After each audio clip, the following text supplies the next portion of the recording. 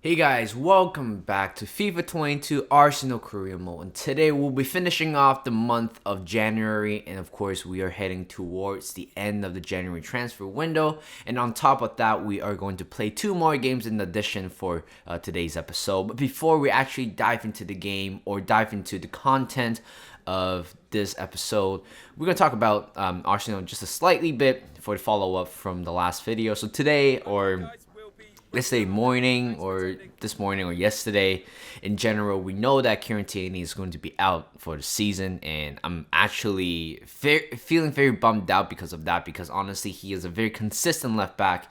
And of course there are a lot of people talking about how Kieran Tierney, it's not at his best because everybody around him is actually doing very good as well, and he doesn't, he didn't stand out compared to a lot of other players.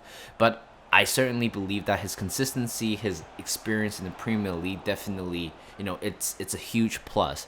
And of course, since we put on Nuno Tavares on for as the left back, didn't really work out. Unfortunately, we need to make a tactical change very early in the game, like literally right after the first half, and then you can actually see how he was the one that doesn't really qualified for to play for the team, at least because it could have been Cedric. But Cedric, at least that day, I think he did okay. He made a few mistakes, but compared to Nuno Tavares, I don't think Cedric has done anything wrong, in my opinion.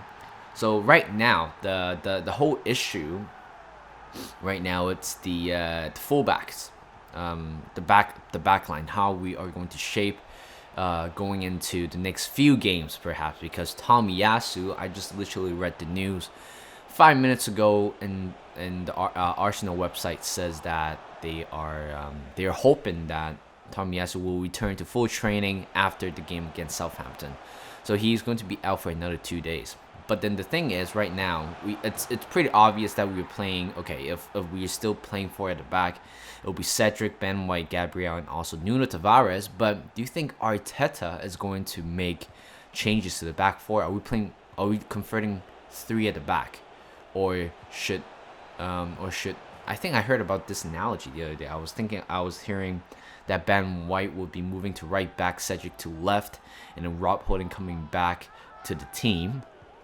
or a conventional 3-5-2 formation where you actually put three center backs, the only three center backs we have, and then we push Cedric and also Nuno Tavares up top. Meanwhile, I heard about giving up Odegaard, but I don't think giving up Odegaard it's a good thing, because I think he is still he is very important in the team for sure, and of course in my career he's very important. But I don't think we should make any changes to the back. I would still stick with what we have, but the only change that I might want to see is actually putting Cedric to left back. And I know a lot of people think that putting SAKA at left back or putting Bukayo Saka at left back would be a good choice, but again, we don't want to compromise the other areas as well. Granted, Xhaka has been solid in the middle, and even though Thomas Partey is very likely to miss out against Brighton, I think Sammy Lokonga is going to do a job right there in the middle. And Bukayo Saka, even Pepe is back, I still want Bukayo Saka on the right-hand side. So, yeah, it would be a much more of a sensible move if we actually put Cedric to left back and Ben White to right. And, of course, that's how we're going to shape up for the rest of the season. Unfortunately, we still have a chance to get top four, but I'm not particularly being very positive about that, because Spurs are currently on a roll right now. They're actually playing really well football, and especially when Harry Kane is in form, when he is on form, then of course Spurs are very, very, very dangerous, and we have to play them away at Tottenham Hotspur Stadium very soon. And of course we have Chelsea as well, and Manchester United. And even though Manchester United has been a little bit shaky recently, but I still think they're the team that can beat Arsenal. That's for sure. I'm not that type of fan where, I'm not like Ty from AFTV, where always like very positive about like being very defensive and positive about like the results. But for me, I'm pretty like conservative. I tend to stay humble because it makes me feel better when the result comes out. Like even though when we lost to Crystal Palace, I wasn't like being like exceptionally mad. Of course, I'm very disappointed, but it's not as bad as Thai 100%. So and so there's that. So moving on to today's episode, we beat Wolves in the first game of the episode. But I forgot the score. Didn't really look at it. But we made one important signing in the end. We signed Aaron Hickey. I believe that's how you pronounce his name, Hickey, from Bologna, where Tomiyasu used to play. But this time we signed a left wing back. Of course, he is the one that is most likely replacing Nuno Tavares at left back. Again, since I've been using Tavares for the past 2 seasons, I don't think there is like a much significant like improvement in terms of our left back, or even like providing a decent rotation change to the team. And of course, adding Aaron Hickey, a young fella Scottishman who can actually play the same role as Kieran Tierney, which is completely perfect. We have 2 Scottish on the left back area, nourishing each other, like teaching each other. That would be fantastic. And then of course he'll be wearing number 21, and of course at this point he'll be favorites to replace Nuno Tavares and be our current backup left back. So yeah, and then we received tons of offers from other clubs as well. Apparently Maitland-Niles, Inter Milan keep making a lot of offers for us. I think one of them is Gabriel. The other one I forgot who it was, but they keep putting Maitland-Niles into the deal, which I find very, very funny because first of all, Maitland-Niles, they literally just bought them over the summer.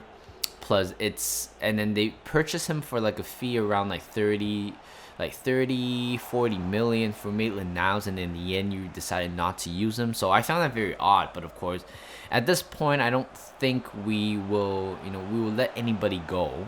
I don't think there's any particular outgoing that I would like to see, despite I put Flo Balogun on the loan list, and also Jake Lawton, because at this point I feel like at this point of the final 4 months, yes, we don't need much of a rotation anyway because we're heading towards the end of the season, pretty much where you actually have to put all your good players, the quality players in the team, no matter what's your opponents are. So in the FA Cup, I could be having a very easy draw, but again, I will still play my first team player just in case, because FA Cup is a cup where miracle happens. Back in around 2011, 2010, I forgot which year. Correct me if I was wrong, but Wigan Athletics used to, they beat Man City in the FA Cup. So you know what? That's the element of the FA Cup where I'm actually scared of, because I believe every team has the possibility to actually beat any team in general, especially small teams beating like big teams. Like for example, Middlesbrough and Nottingham Forest, they have done like magnificently in the cup. But of course, in the end, it was just a little bit short for them to actually lose.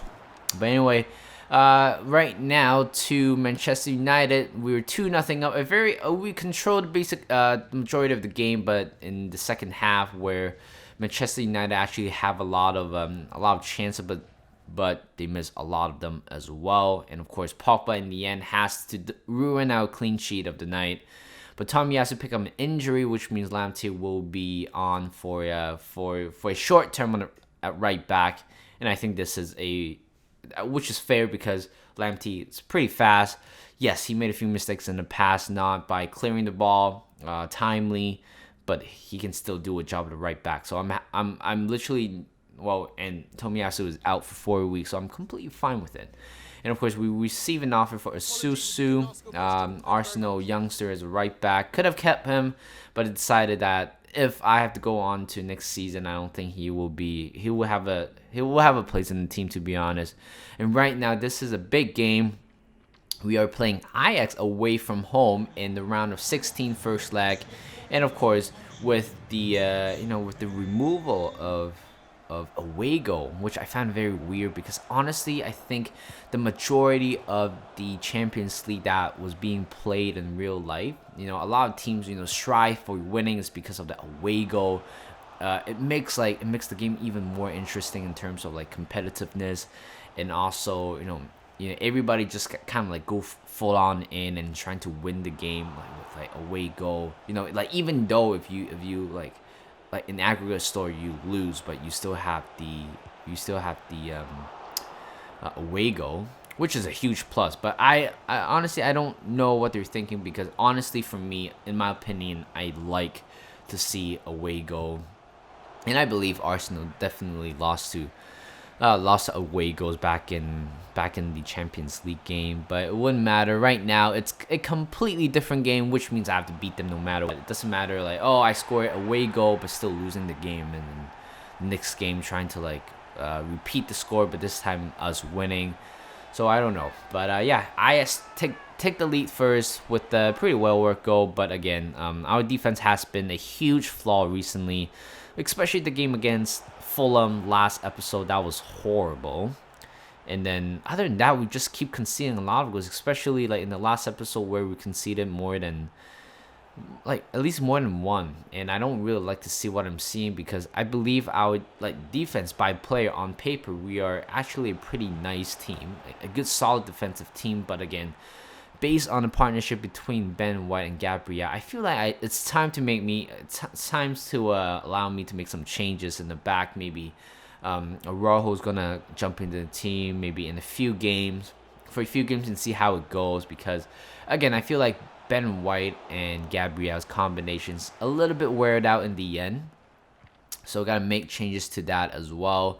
And of course, today we have Ben White and Gabriel back in the lineup. Last time out, we have actually Araujo replacing Ben White, I believe. And of course, after that, we scored 2 quick goals, and right now we are in the lead. And here comes Serge Gnabry on the right-hand side, going by himself. Literally very poor defending by the IS defense, and hits the post. And here comes the last minute, trying to search for the last win, or the last minute goal. And right there, we got it. Thomas Partey scores, which gives us a very comfortable 2-0 difference between IS and Arsenal. And of course, 3-1, it's the final score of today's game. Sanchez, Bukayo Saka, and Thomas Partey are the goal scorer. A very nice first game of the round of 16. Definitely gives us a much bigger chance to advance to quarterfinal. But that will be today's episode. What we have. So right now we are around. Oh my god, I can't do math right now. Holy crap. We are 7 points. Yeah, we are 7 points clear. Apparently, Man City slipped up. I think they lost to Wolves or Brentford the other day, so that's why the score is like that. But I'm happy. As long as Man City slipped up, the higher the chance that we're going to win the Premier League. So thank you guys for watching. Hope you guys enjoyed this video. Subscribe to my channel, and I'll see you guys in a bit.